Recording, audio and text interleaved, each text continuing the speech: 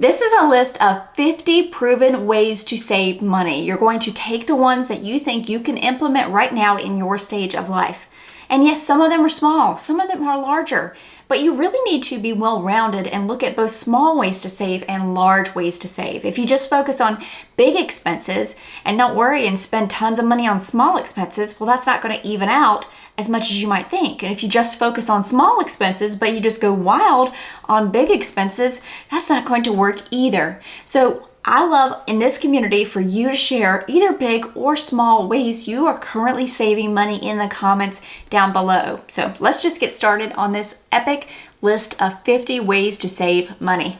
Number 1, if you see something on social media being advertised, whether you're scrolling and it's an advertisement that comes up, commercial as we used to call them, or you see somebody advertising something like an influencer who's showing you something, keep in mind that they are probably getting paid to show you that thing, then really step back and go, this thing is probably overpriced and most likely way overhyped. Number 2 is to understand that it is okay to rent for a time if you are not ready to buy a house. If that mortgage that you see for that house that you want won't comfortably sit within your income currently, it's way better just to rent for a time until maybe you have enough of a down payment so that that mortgage will be less, but you don't want to overextend yourself to where you don't have any margin between what your house costs are and your income. Or if you're moving to a new area, it's always a great idea to rent first. I know someone currently right now who moved to a new area. They took a job, it's 3 hours away from where they were previously living. So this area they did not research. They went ahead and purchased a home rather than renting. And now they don't like the area whatsoever that the house is in. They didn't realize how quiet it was. It's not really their feel. They like more of a place where there's tons of things happening, maybe a big city or a bigger town where there's more to do, more opportunities to meet tons of people. And unfortunately, now they've bought a house in an area that they aren't happy in. So rather than doing that, it's a great idea to rent for a time in the area to see if it's for you. Number 3 is to get organized. When you're organized, you have less duplicates and less waste. If you use the frugal tip of going out and buying extra of something when you see it on sale, but then you don't organize it so that you know you already have an extra one waiting, and you lose it, and 6 months later you pull it out and you find it and it's gone bad, then it's not a money-saving tip to do that. So stay organized along with buying those things extra when you see they're at their best price. I want to stop in here and ask my viewers if you would be interested in me doing a series of videos where I take big lists like this that I love to put up, and I take a handful of those tips and I really dig into them. Yeah, some of the tips I give are obvious, you could figure it out on your own, but there's a lot that are more nuanced. So what if I took some of these tips and I did a video where I really dove into how, why, statistics, best strategies for that particular tip? Is that something you would be interested in? Let me know in the comments down below. Number 4, have you ever heard of a neighborhood swap meet? Maybe you set one of these up with a group of friends or neighbors if you have kids around a similar age or new mothers, and everybody brings things that are in pretty good shape that they're getting that they just don't need anymore. Maybe it's baby items and they're out of the baby stage, maternity clothes and they're not going to have any more kids. Maybe your 7-year-old had a growth spurt and they're out, all these nice new clothes that they had, they can't fit in anymore. You bring the things to the swap meet or with all the friends, and everybody gets to take from them. To make it fair, you don't want somebody coming in with 2 things and leaving with 20. You could say you can come in and leave with the same amounts. If you bring 10 things, you can leave with 10 things. So it's a great way just to get together with people, be able to give and clean out your house. So you're organizing your house, and then you're getting things that you can replace and use. So you're helping each other out. And the best part is at the end of the event that you hold, you can then have one person, a couple people pile all the things left over that nobody chose and take them and donate them all in one go. Number 5 is to sit down and review your current TV and internet plans. Look at them in detail. A lot of times we get these bills in and we just kind of pay them and don't think about it. But maybe you have a package with your TV provider that you're no longer interested in. I'm just going to use a random one. Let's say you have a sports package and it was for your son who lived there and your son has gone to college. You don't need the sports package anymore. Or maybe you've got a modem from the internet provider and the modem you're paying a fee monthly for. What if you could just buy your own modem for fairly inexpensive, switch it over, they come pick up theirs, and you save $9 a month.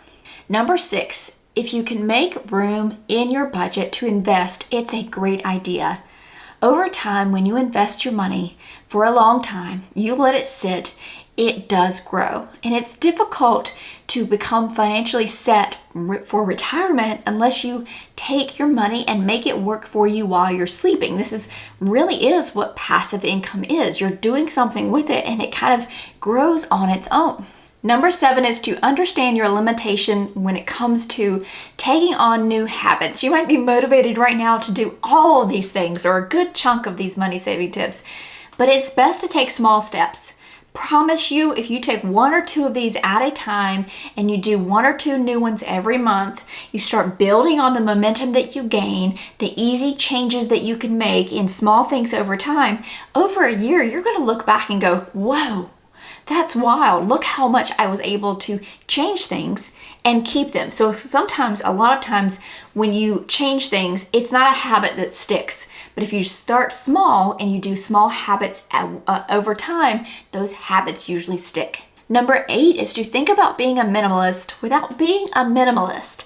Minimalists have great ideas when it comes to purchases. So you don't have to be a minimalist in your home. But the thing about it is thinking more critically about purchases. So for instance, let's say you see this really cool coffee maker. It's really techy. It's got all these bells and whistles. It's sitting back and going, do I really need that? Am I really going to do all that stuff every single day to make that price worth it?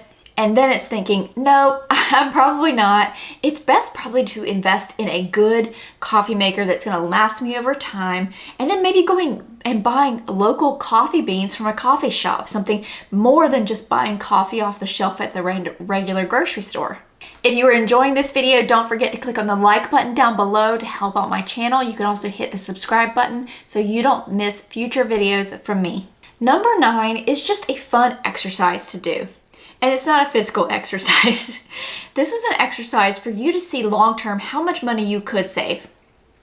You're going to take all of your expenses and add them up. Then you're going to look at your expenses and seeing what could I eliminate for maybe 6 months or a year. Maybe it stays to long-term, you eliminate it. And you add it up and you go, okay, that would total $200 a month for round number purposes. Okay, so if I saved that $200 in a separate account for 6 months, I would have $1,200. And if I saved that amount for 12 months, I would have $2,400 just from eliminating these few things that I really don't need. Gosh, wouldn't that be a nice little extra buffer to have in my account at the end of the year? When you do that exercise and you look at it long term, it can make a difference on when you are going to proactively eliminate the things from your budget that aren't necessary. Number 9 is to retrain your social media algorithm. You can do this.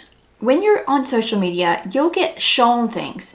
They want to advertise. They want to show you certain things. But you can actually train it to show you better things. So for instance, let's say it's showing you people spending money or things that are making you want to spend money or showing you things that make you feel unhappy about yourself and the way maybe you physically feel. And you think, I don't want to see all this terrible news stuff going on constantly in my feed. I really like to scroll through and see things that are different, that are more in line with my goals. It's super simple to retrain that algorithm. All of the social media sites have some way for you to say, I'm not interested in this, or show me something else, or improve my feed. And if you see one of those things that pops up that you're like, I need to purposefully get this off of my algorithm, then hit one of those buttons. And then when you find things that you do want to look at, so let's say you want to learn about cake decorating, or you really want to see puppy videos, search out puppy videos, search out cake decorating, and stay on those whatever you call them, the videos that come up. And as you do that, it's going to say, oh, she's really, really interested in cake decorating and puppies. Let's show her all kinds of fun animals. Let's show her more baking ideas. It's going to retrain, and it won't take very long before it starts showing you things more in line with your goals. Now, I'm not saying it's not going to sneak in the random thing that you really don't want to see, but we can just do what we can. Number 11 is, instead of going out to dinner with friends, family, or going to events, have them at your house. Host a potluck. Have them over. These are the actual memories that you're going to remember over time. It's not going to be in some crowded restaurant where you can't really talk, where you've got bad service, terrible food, and it's just you're being pushed out. There's a line at the door, and the waitress is standing over you with the bill. When you have something at your home, you're going to have better memories over time and more quality interaction.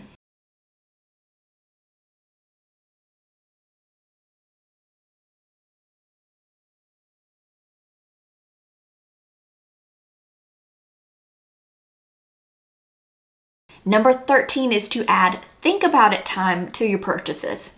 When you have a purchase, instead of buying it immediately, take the time to say, okay, I'm going to wait 12 hours. I'm going to wait 24 hours. And you might decide 80% of the time that, yeah, that feeling passed about me actually wanting that thing. 12 hours later, well, hopefully I didn't go ahead and order it, because if it was Amazon, it would already be here. But if I waited 12 hours, oh, I really don't want it. I'm going to save that money. Number 14 is to stop eating ultra-processed foods. These are foods in boxes, in bags, in wrappers. What these do is they are actually scientifically, there's plenty of studies out there to show you this, scientifically engineered to make you eat more, to make you not feel full. And you can end up eating 500-600 calories, I've seen, even more, because you're eating these ultra-processed foods. If you stick to whole foods, or as close to it as you comfortably can, you're going to reduce those calories. What's going to happen is, if you stay away from ultra-processed, or if you stay with ultra-processed foods, you're going to then buy more food because you're not going to feel full. And then it's going to make you feel and be more unhealthy, which both make you spend more money, because health costs are expensive. Buying more food because you don't feel full is expensive. Number 15 is to always look for a discount code when you are checking out. I recently did this. There was this thing that I wanted to buy, and I've really been thinking about it for a while, probably 6 months, and it's not even that huge of an expense. But this is one of those things I was like, I don't know. I'm like, yes. And now that I bought it, I'm like, great purchase. But before I checked out, I went and looked for a discount code, and I found one for 50% off. Huge. Always look for a discount code. Even if you don't find one, most of the time you probably are going to find one and save money that you didn't expect to save. Number 16 is to prep before grocery shopping. Many of you probably experienced this. One time you just went grocery shopping, it was on the way home from work, or you didn't have time to write a list or really look at what you had, and you got a whole lot of food that you end up probably wasting or didn't like. You're missing something. You can't have whole round meals throughout the week. But if you spend the time, 10 to 15 minutes, looking at what you have, looking at what you want to make, looking at what you're out of, then you're going to save money because you've taken a little bit of time to prep before grocery shopping. Number 17 is to pack those lunches and snacks so that you don't end up at the snack table getting those ultra-processed foods. You've got the foods that you intentionally bought, that you intentionally want to eat, that are going to feed and fuel your body and make you feel good, that are packed away in your little lunchbox, and you are ready to go. Number 18 is to find a bank with a high yield savings account. Please don't ask me which bank. Do your own research. All of you are in different areas. I don't know what's around you. Some of these are offering though 3.5% to 4% right now. This is the place where you stash your emergency fund, or you stash something you're saving up for. Let's say you're saving up for that big down payment for that house, or you're saving up for a new car. This is the place you stash that stuff. So for example, let's say you had $5,000 and you put it in your regular banking account. So I've got one that's tied to my current banking account. It is, was it 0.5% interest? So if you were to put that $5,000 in that bank account over a year, 0.5% interest would earn you $25. But if you take that same amount, that 5%, and you put it in a high yield savings at 4%, you're going to make $200 on that versus $25. 200 versus 25. Are you hearing me? And it could be more if your savings is more than $5,000. Great idea. Find a high yield savings account. Number 19 is to listen. Read motivating money content. When I'm trying to get healthy, which is currently what I'm doing, over the last year, I've really taken my health very seriously. It is so motivating for me to listen to podcasts and research about and learn about the thing that I'm really trying to work towards.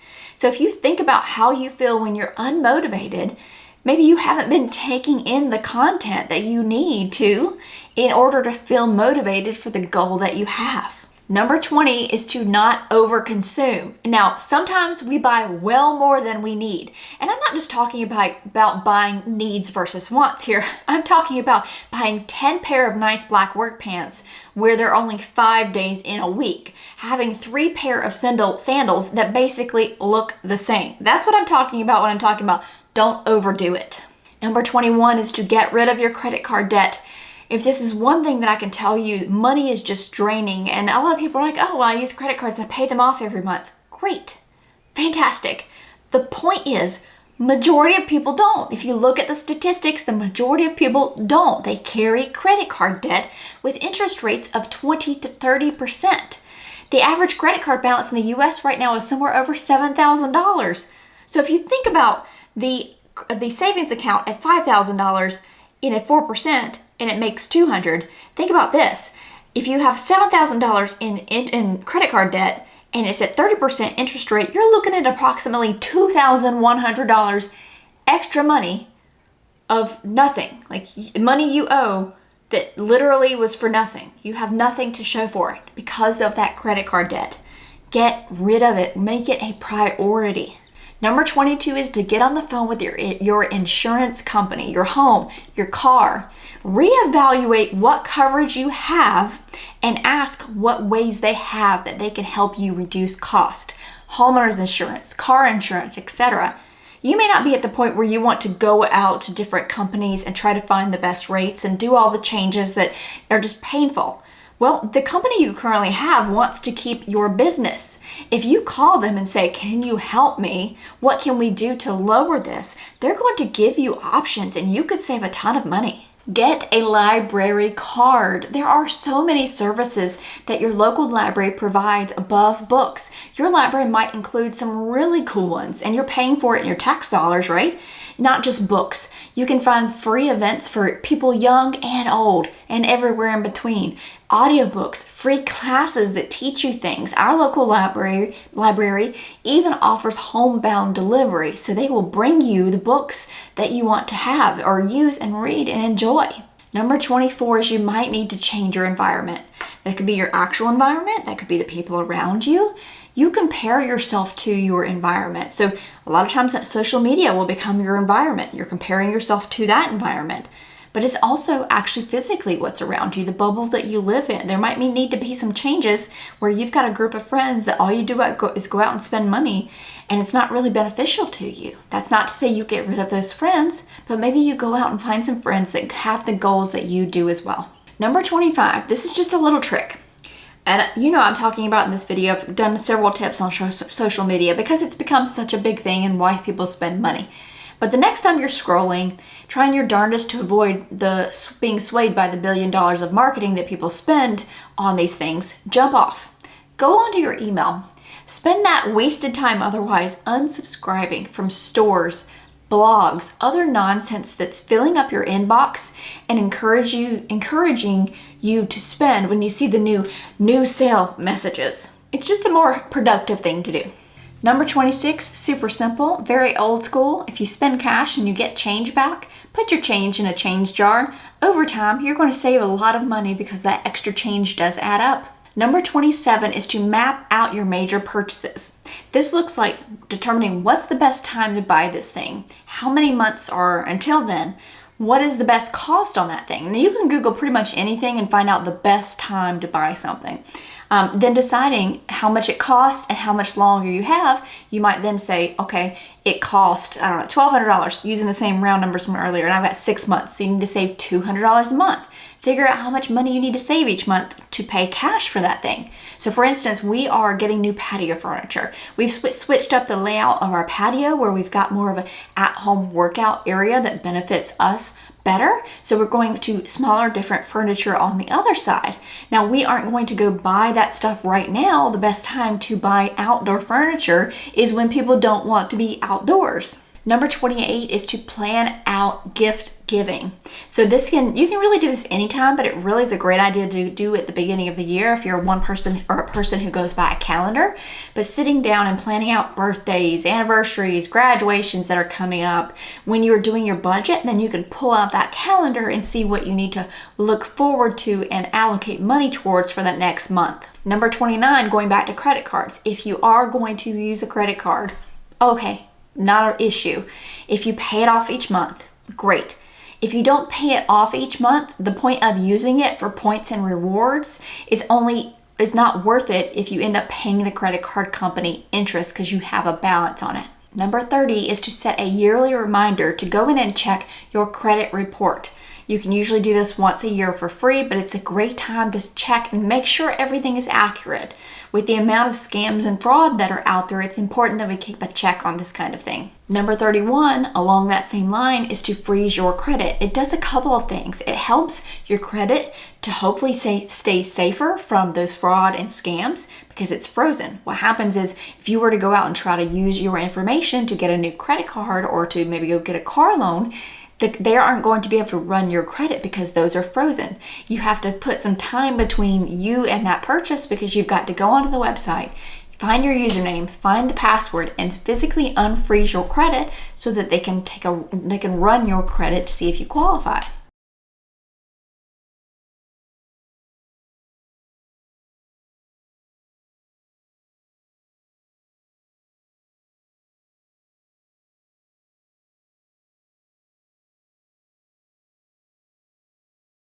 Number 33 is to designate one day a week that is a no spend day. So maybe it's no spend Sunday, no spend Wednesday, whatever day it is. But this is a great way to ease into stopping impulse buying, going, you know what? Yeah, might see a great deal on that thing, but I can't buy it because today is no spend day. Number 34, a good way to cut down on the amount of money you spend going out to eat is to choose water. Don't get soda or alcoholic beverages. You have no idea. These things are so costly lately. And a lot of times people don't actually look at the itemized receipt and actually see how much it is, but make it an intention that you look at that the next time so you could see how much they actually are. It might actually shock you. Number 35 is to make leftovers. And so you make those busier nights easier by doubling your meals. So if you're making a meal on Monday, you're going to make enough for Thursday. If you make a meal on Wednesday, you're going to make enough for Friday. So you only made 2 real big meals, but you actually had 4 days worth of meals. It really does help those busier nights, cutting down from stopping at fast food on the way home. Number 36 is to take care of yourself with preventative health care. Things like teeth cleaning. Let me tell you, the cost and pain of dental repairs from not getting cleanings regularly is not worth waiting. And the fact is that preventative care, if you're going to do preventative maintenance on your car, change the oil, rotate the tires, make sure you do it on your own self as well. Number 37 is to look at discount grocery stores. Grocery stores like Aldi, if you have one near you. This is one of my favorites still, and they actually are increasing in the quality of food that they have. Their prices are still very reasonable, and you can eat healthy on a budget from Aldi. Number 38, when you sign up for a free trial subscription, immediately go in and cancel. So let's say it's like 30 days free. At that 30th day, you're going to get charged this. If you don't like it, you get to try it for 30 days essentially. Go in and immediately cancel it. You're still going to get that 30 days worth of the free trial. Don't risk forgetting and getting charged. It happens really often. If you end up liking whatever the subscription is, you can always go back in and reactivate it. Number 39, this is a good idea if it's hot or cold. So if you're having the air conditioning or the heat running, make sure the vents in your home, wherever they are, aren't blocked. There isn't a couch sitting in front of it, there isn't a rug close to it or over it. Your doors aren't all shut so that the air can circulate. So it can circulate and help keep the temperature, whatever it is you desired, by your thermostat. Number 40 is to drive safely. Move out of the way of idiots that you see driving. If I see somebody zooming in and out of lanes, acting crazy, I back away. I don't want to be anywhere near that kind of business. Now, it isn't always avoidable. I know that. I'm on highways a lot. I see a lot of idiots. But it's best to just get out of their way if you can. Getting into an accident, even if it isn't your fault, costs money because incidents on your car's record reduce the value of its resale. When you go and you have a car that maybe there's been 3 accidents on, they could all 3 not have been your fault. But if you go and then try to resell it, those 3 accidents are going to come up and they're going to reduce the value of the vehicle. Number 41, it is a good idea to write down everything you buy. It's tracking your spending, and I'm not literally talking about everything that you buy. I'm talking about all of your expenses. You go out to eat, you go get gas, your utility bills, your grocery bill, you go buy a new pair of shoes. Write down all that because what it does is really give you a picture of what's actually going on. It's the same as if you've got a dietary issue and you're trying to figure out what's bothering your stomach. Your doctor might ask you to write down everything you eat and then correspond that with however your stomach or whatever it is flares up so you can find the root of the problem. Number 42 is to buy Christmas gifts throughout the year. This is a great way to spread out the cost of the holiday season, to get the best price on the things that you see that you know would be great for a loved one, and to not be stressed when you get to that time of the year. Number 43 is to rotate your tires to make sure they stay properly inflated. Tires are expensive. Let's give them the best chance they have at longevity. Number 44, when going shopping, start at the back of the store. It's not intuitive. Usually you want to start at the front, but the most expensive things are usually at the front. The most things that they want you to buy with the biggest profit are usually at the front. If you start at the back, that's really where the clearance items are going to be. They aren't going to be in the front of the store. But still be cautious. Always keep in mind, don't buy things that you are seeing on clearance just for the sake of them being on sale if it isn't something that you really love or you need. Number 45, if you get a gift card as a gift, you don't have to spend it immediately. Oftentimes it's smarter just to wait and see and find something you really love. If you go out and just buy whatever because you have the gift card, it isn't always the best use of it. Save it and really think about what you want or what you need. You may not need anything right now or really want anything. You may have all the clothes that you want for this season, but you might want to save it to get something really special for the next season. Number 46 is to make your payments on time. This is another, just like credit card interest. Late fees are just like taking money and flushing it down the toilet. Stay organized so you don't miss anything. This is also a great idea to make sure you don't miss payments, is to use a budget and tracking. There was one time where I had a utility bill that I looked at my budget and I'm like, it's the end of the month. We haven't paid that yet. Well, somehow the bill had gone missing. It did not arrive. We didn't have it, but we were able to call, make the payment, and not get a late fee. Number 47, ignore people who scoff at your money-saving lifestyle. I often talk about how I get up at 4:30 a.m. and I always get comments from people, why would you do that? I could never do that. There's always these comments. Think about this the same way with saving money and just living alternatively to what most people live. I mean, over 70% of Americans live paycheck to paycheck. That's 7 houses for every 10 that you pass by. Most people are broke and will laugh at your attempt to better yourself because they don't want to feel worse about themselves. Now, this isn't everybody. Not everybody means this intentionally even, but you will get a lot of scoffs if you start living different. If everybody's going out to lunch and you bring your lunch every single day, they might say, well, you never want to hang out. No, I'll hang out. We could all bring our lunch and hang around the conference room table and chitter chat, but I'm not going to go out and spend $20 on lunch just so you think I'm interacting. We can interact here without spending extra money. Scoff away if you'd like. Number 48 is to stop trying to get rich quick. It is not going to happen that way. Money-making schemes get people all the time because they want to find the easy way out. And it can look like MLM, if you've ever heard of those, or some quick investment idea sold by some influencer who shows this flashy, rich lifestyle. The long, boring road is the best option for the 99%. Be the tortoise, not the hare. Number 49 is pretty simple. Stay out of the store that you know you spend unnecessary amounts of money. And those of you who love hobbies and crafting, you know what store that is. You know you have a ton of hobby and crafting stuff already, and you don't need to go to the store to find something to hobby and craft at home. Number 50. I know this one's hard. That's why I left it for the end. I've seen it. I know. Quit your bad habit. Whether it's gambling, smoking, or vaping. I was at the gas station the other day. I had to go inside to get a receipt for my gas.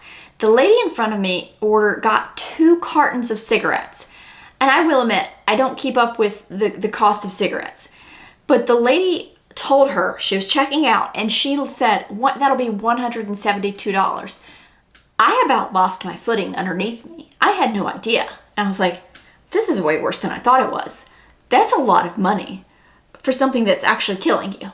I mean, easy, right? Easy. Quit the bad habit. Try your darndest. See what you can do. I understand it's difficult, but just know it's also better for you if you can stop that bad habit.